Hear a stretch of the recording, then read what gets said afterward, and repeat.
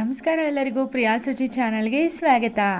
ನಾನಿವತ್ತೊಂದು ಉತ್ತರ ಕರ್ನಾಟಕ ಶೈಲಿಯ ಒಂದು ಹೊಸ ರೀತಿಯ ಒಂದು ರೆಸಿಪಿಯನ್ನು ತೋರಿಸ್ತಾ ಇದ್ದೀನಿ. ಅದು ಯಾವುದಂದರೆ ಜುನ್ಕ.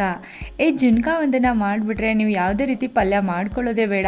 ಮನೆಯಲ್ಲಿ ಏನು ತರಕಾರಿ ಇಲ್ಲದಾಗ ಕೂಡ ನೀವು ಸುಲಭವಾಗಿ ಈ ಜುನ್ಕವನ್ನು ಮಾಡ್ಕೊಳ್ಬೋದು. ಇದನ್ನು ಮಾಡೋದಕ್ಕೆ ಕಡಲೆ ಹಿಟ್ಟು ಬೇಕಾಗುತ್ತೆ. ಇದು ಪ್ರೋಟೀನ್ ಕಡಲೆ ಹಿಟ್ಟಿಂದ ಜಾಸ್ತಿ ಸಿಗೋದ್ರಿಂದ ಇದು ಆರೋಗ್ಯಕ್ಕೂ ಕೂಡ ತುಂಬಾ ಒಳ್ಳೆಯದು. ರುಚಿ ಅಂತೂ ತುಂಬಾ ಅದ್ಭುತವಾಗಿರುತ್ತೆ. ಬನ್ನಿ ಉತ್ತರ ಕರ್ನಾಟಕ ಶೈಲಿಯ ಜುನ್ಕವನ್ನು ಯಾವ ರೀತಿಯಾಗಿ ಮಾಡೋದು ಅಂತ ನೋಡ್ಕೊಳ್ಳೋಣ. ಇದು ಚಪಾತಿ ರೊಟ್ಟಿಗೂ ಕೂಡ ಸೂಪರ್ ಆಗಿರುತ್ತೆ.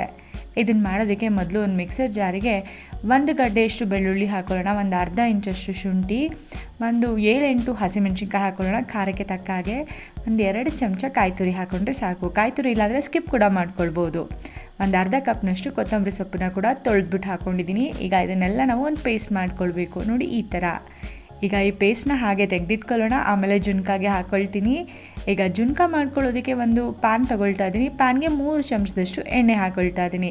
ಎಣ್ಣೆ ಕಾದ ನಂತರ 1 ಚಮಚ ಸಾಸಿವೆ ಚಟಪಟ ಆದಮೇಲೆ ಒಂದು ಅರ್ಧ ಚಮಚದಷ್ಟು ಜೀರಿಗೆ ಹಾಕ್ಕೊಳ್ತಾ ಇದ್ದೀನಿ. ಜೊತೆಗೆ ಕರಿಬೇವಿನ ಎಲೆಗಳು 2 ಕಡ್ಡಿಯಷ್ಟು ಕರಿಬೇವಿನ ಎಲೆಗಳು ಹಾಕ್ಕೊಂಡಿದ್ದೀನಿ. ಒಂದು ದೊಡ್ಡ ಸೈಜ್ ಈರುಳ್ಳಿಯನ್ನು ಸಣ್ಣದಾಗಿ ಕತ್ತರಿಸಿ ಹಾಕ್ಕೊಳ್ತಾ ಇದ್ದೀನಿ. ಈಗ ಇದಕ್ಕೆ ನಾನು ಒಂದು 1/4 ಚಮಚದಷ್ಟು ಇಂಗು ಮತ್ತು ಒಂದು ಅರ್ಧ ಚಮಚದಷ್ಟು ಅರಿಶಿನ ಹಾಕ್ಕೊಳ್ತಾ ಇದ್ದೀನಿ. ಅರಿಶಿನ ಸ್ವಲ್ಪ ಜಾಸ್ತಿ ಹಾಕ್ಕೊಳ್ಳಿ, ಒಳ್ಳೆ ಬಣ್ಣ ಬರಲಿ ಅಂತ. ಈಗ ಇದನ್ನೆಲ್ಲ ನಾವು ಚೆನ್ನಾಗಿ ಮಿಕ್ಸ್ ಮಾಡ್ಕೊಳ್ತಾ ಈರುಳ್ಳಿ ಸಾಫ್ಟ್ ಆಗೋವರೆಗೂ ಚೆನ್ನಾಗಿ ಫ್ರೈ ಮಾಡ್ಕೊಳ್ಬೇಕು. 1-2 ನಿಮಿಷ ಫ್ರೈ ಮಾಡಿದ ನಂತರ ನಾನು ಇದರಲ್ಲೇ ಆಗಲೇ ರುಬ್ಬಿಟ್ಕೊಂಡಿದ್ನಲ್ಲ ಆ ಮಸಾಲೆ ಪೇಸ್ಟ್ನ ಹಾಕ್ಕೊಳ್ತಾ ಇದ್ದೀನಿ. ಪೂರ್ತಿ ಮಸಾಲ ಪೇಸ್ಟ್ನ ಇದರಲ್ಲಿ ಹಾಕ್ಕೊಂಡ್ಬಿಡೋಣ. ಆಮೇಲೆ ಮಿಕ್ಸರ್ ಜಾರ್ ತೊಳೆದ್ಬಿಟ್ಟು ಸ್ವಲ್ಪ ನೀರು ಹಾಕ್ಕೊಂಡ್ರೆ ಆಗುತ್ತೆ. ಈಗ ಈ ಮಸಾಲ ಪೇಸ್ಟ್ನ ಕೂಡ ನಾವು ಎಣ್ಣೆಯಲ್ಲಿ ಚೆನ್ನಾಗಿ ಫ್ರೈ ಮಾಡ್ಕೊಳ್ಬೇಕು. ಹಾಗಾಗಿ ಈರುಳ್ಳಿ ಜೊತೆ ಅದನ್ನು ಕೂಡ ಚೆನ್ನಾಗಿ ಫ್ರೈ ಮಾಡ್ಕೊಳ್ಳೋಣ.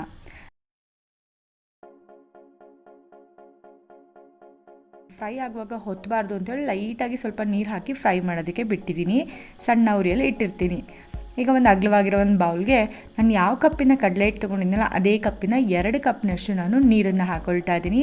ಅದೇ ಕಪ್ನಿಂದ 1 ಕಪ್ನಷ್ಟು ಕಡಲೆ ಹಿಟ್ಟು ಹಾಕ್ಕೊಂಡಿದ್ದೀನಿ. ಆ ಬೌಲ್ನಲ್ಲೇ ಮೊದಲೇ ಚೆನ್ನಾಗಿ ಮಿಕ್ಸ್ ಮಾಡಿ ಇಟ್ಕೊಂಡ್ಬಿಡೋಣ. ಈ ಥರ ಮಾಡೋದ್ರಿಂದ ಏನಾಗುತ್ತೆ, ಜುನ್ಕ ಗಂಟಾಗೋದಿಲ್ಲ. ತುಂಬಾ ಸಾಫ್ಟಾಗಿ ಒಳ್ಳೆ ಸ್ಮೂತ್ ಕನ್ಸಿಸ್ಟೆನ್ಸಿಯಲ್ಲಿ ಬರುತ್ತೆ. ಈ ಥರ ಚೆನ್ನಾಗಿ ಮಿಕ್ಸ್ ಮಾಡಿಕೊಂಡು ಗಂಟಿಲ್ದಂತೆ ಚೆನ್ನಾಗಿ ತೆಗೆದಿಟ್ಕೊಂಡಿದ್ದೀನಿ. ಕಡಲೆ ಹಿಟ್ಟನ್ನು ಮೊದಲೇ ಜರಡಿ ಇಟ್ಕೊಂಡಿರಬೇಕು. ಈಗ ನೋಡಿ ಇದು ಕೂಡ ಚೆನ್ನಾಗಿ ಫ್ರೈ ಆಗಿದೆ. ಈಗ ಇದರಲ್ಲಿ ನಾನು ಒಂದು 2 ಚಮಚದಷ್ಟು ಹುಣಸೆ ಹಣ್ಣಿನ ರಸವನ್ನು ಹಾಕ್ಕೊಳ್ತಾ ಇದ್ದೀನಿ. ಇದೆಲ್ಲ ಟ್ರೆಡಿಷ್ನಲ್ ಮೆಥಡಲ್ಲಿ ಮಾಡಿ ತೋರಿಸ್ತಾ ಇರೋದು ನಾನು.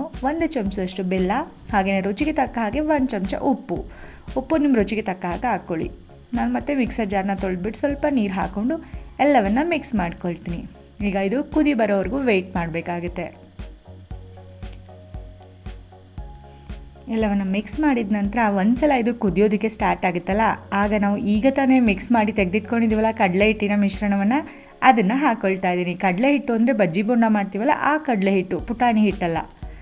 ಆ ಕಡಲೆ ಹಿಟ್ಟಿನ ಮಿಶ್ರಣವನ್ನು ನಿಧಾನವಾಗಿ ಹಾಕ್ಕೊಳ್ತಾ ಇನ್ನೊಂದು ಕೈಯಿಂದ ನೋಡಿ ಈ ಥರ ಮಿಕ್ಸ್ ಮಾಡ್ಕೊಳ್ತಾ ಇರಬೇಕು. ನೀವು ಉಪ್ಪಿಟ್ಟು ಮಾಡ್ಕೊಳ್ಳುವಾಗ ಯಾವ ರೀತಿ ರವೆ ಒಂದು ಕೈಯಿಂದ ಇನ್ನೊಂದು ಕೈಯಿಂದ ಮಿಕ್ಸ್ ಮಾಡ್ಕೊಳ್ತೀರಲ್ಲ ಅದೇ ರೀತಿಯಾಗಿ ಸ್ವಲ್ಪನೂ ಗಂಟಿಲ್ಲದ ರೀತಿಯಲ್ಲಿ ಯಾವುದಾದ್ರೂ ಒಂದು ಚಮಚದಿಂದ ಈ ಥರ ಮಿಕ್ಸ್ ಮಾಡ್ಕೊಳ್ತಾ ಇರಿ ಕಂಟಿನ್ಯೂಯಸ್ ಆಗಿ. ಅದು ಗಟ್ಟಿಯಾಗೋವರೆಗೂ ನಾವು ಮಿಕ್ಸ್ ಮಾಡ್ಕೊಳ್ಬೇಕು. ನೋಡಿ ಈ ಕನ್ಸಿಸ್ಟೆನ್ಸಿಗೆ ಬರೋವರೆಗೂ ನಾವು ಮಿಕ್ಸ್ ಮಾಡಿಕೊಂಡ್ರೆ ಆಮೇಲೆ ಅದು ಗಂಟಾಗೋದಿಲ್ಲ. ನೋಡಿ ಎಂಥ ಒಳ್ಳೆ ಸ್ಮೂತ್ ಕನ್ಸಿಸ್ಟೆನ್ಸಿ ಬಂದಿದೆ. ಈಗ ನಾನು ಲಿಡ್ನ ಕ್ಲೋಸ್ ಮಾಡಿ ಒಂದು 10 ನಿಮಿಷಗಳ ಕಾಲ ಸಣ್ಣ ಉರಿಯಲ್ಲಿ ಬೇಯಿಸ್ಕೊಳ್ತೀನಿ. 10 ನಿಮಿಷಗಳ ಕಾಲ ಆದ ನಂತರ ಕಡಲೆ ಹಿಟ್ಟಿನ ಮಿಶ್ರಣ ಎಲ್ಲ ಚೆನ್ನಾಗಿ ಬಂದಿದೆ. ಜುನ್ಕ ಆಲ್ಮೋಸ್ಟ್ ತಯಾರಾಗಿದೆ. ಕನ್ಸಿಸ್ಟೆನ್ಸಿ ಕೂಡ ಪರ್ಫೆಕ್ಟಾಗಿ ಬಂದಿದೆ. ಕೊನೆಯಲ್ಲಿ ಬೇಕಿದ್ರೆ 1 ಚಮಚ ತುಪ್ಪ ಹಾಕ್ಕೊಳ್ಳಿ, ಒಳ್ಳೆ ರುಚಿ ಕೊಡುತ್ತೆ. ಹಾಗೆಯೇ ಸಣ್ಣದಾಗಿ ಕತ್ತರಿಸಿ ಕೊತ್ತಂಬರಿ ಸೊಪ್ಪನ್ನು ಕೂಡ ನೀವು ಹಾಕ್ಕೊಳ್ಬೋದು. ಇದು ಆಪ್ಷನಲ್, ಬೇಕಿದ್ರೆ ಹಾಕ್ಕೊಳ್ಬೋದು. ಈಗ ಜುನ್ಕ ತಯಾರಾಗಿದೆ. ಇದನ್ನು ನೀವು ಬಿಸಿ ಬಿಸಿ ರೊಟ್ಟಿ ಚಪಾತಿ ಜೊತೆ ತಿಂತಾ ಇದ್ರಂತೂ ಸೂಪರ್ ಆಗಿರುತ್ತೆ. ನೋಡಿ ಈ ಥರ ಜುನ್ಕನ ನೀವು ಇದೇ ರೀತಿಯಾಗಿ ಆ್ಯಸ್ ಇಟ್ ಈಸ್ ನೀವು ಚಪಾತಿ ಮತ್ತು ರೊಟ್ಟಿ ಜೊತೆ ಕೂಡ ತಿನ್ನಬಹುದು. ಇಲ್ಲಾಂದರೆ ಈ ಜುನ್ಕವನ್ನು ತಿನ್ನೋದು ಇನ್ನೊಂದು ವಿಧಾನ ಇದೆ, ಅದನ್ನು ಕೂಡ ನಾನು ನಿಮಗೆ ತೋರಿಸ್ತೀನಿ. ನೋಡಿ ಈ ಥರ ತಟ್ಟೆಗೆ ತುಪ್ಪನ ಸವರ್ಬಿಟ್ಟು ಇದರಲ್ಲಿ ನಿಮಗೆ ಎಷ್ಟು ಬೇಕೋ ಅಷ್ಟು ಜುನ್ಕವನ್ನು ಹಾಕ್ಕೊಂಬಿಡಿ. ಇದಕ್ಕೆ ಜುನ್ಕ ವಡಿ ಅಂತ ಉತ್ತರ ಕರ್ನಾಟಕದಲ್ಲಿ ಕರೀತಾರೆ. ಇದನ್ನು ಹಾಗೆ ಈ ಥರ ಸ್ಪ್ರೆಡ್ ಮಾಡಿಬಿಟ್ಟು ಕಟ್ ಮಾಡ್ಕೊಂಡು ತಿಂದರೆ ಮಕ್ಕಳಂತೂ ಹಾಗೆ ಓಡಾಡ್ಕೊಂಡು ತಿಂದು ಖಾಲಿ ಮಾಡಿಬಿಡ್ತಾರೆ, ಅಷ್ಟು ರುಚಿಯಾಗಿರುತ್ತೆ. ಇದರ ಮೇಲ್ಗಡೆ ಗಸಗಸೆ, ಕಾಯಿ ತುರಿ, ಈರುಳ್ಳಿ ಎಲ್ಲ ಹಾಕಿದ್ರೆ ಸೂಪರಾಗಿರುತ್ತೆ. ಈ ಜುನ್ಕವನ್ನು ಹೆಚ್ಚಾಗಿ ಜೋಳದ ರೊಟ್ಟಿ ಜೊತೆ ತಿನ್ನೋಕ್ಕೆ ಸೂಪರಾಗಿರುತ್ತೆ. ಮೇಲೆ ಸ್ವಲ್ಪ ತುಪ್ಪ ಹಾಕ್ಕೊಂಡು ಮೇಲೆ ಸ್ವಲ್ಪ ಹಸಿ ಈರುಳ್ಳಿಯನ್ನು ಹಾಕ್ಕೊಂಡು ತಿಂತಾಯಿದ್ರೆ ಸೂಪರಾಗಿರುತ್ತೆ. ನೀವು ಕೇವಲ ರೊಟ್ಟಿ ಜೊತೆಗೆ ಅಷ್ಟೇ ಅಲ್ಲ, ಅಕ್ಕಿ ರೊಟ್ಟಿ, ಚಪಾತಿ ಜೊತೆಗೆ ಮತ್ತು ಬಿಸಿ ಬಿಸಿ ಅನ್ನದ ಜೊತೆಗೂ ಕೂಡ ಸೂಪರಾಗಿರುತ್ತೆ.